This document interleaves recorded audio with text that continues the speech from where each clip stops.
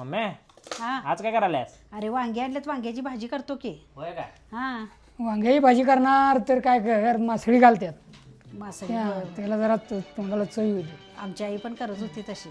काय मासळी करून? होय चांगला. माझ्यासाठी तर विषय वेगळा आहे, पण तुमच्याकडे असं करत असतील तर नक्की कमेंट करून सांगा.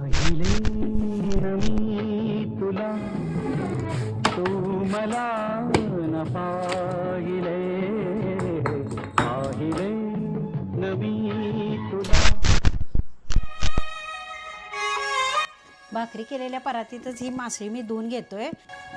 हे असं पाहिलं काहूर माजलं जीवात जीव हिरगळलं मन झुलू लागलं आबाळी पांगलं सपाल डोळी सजलं.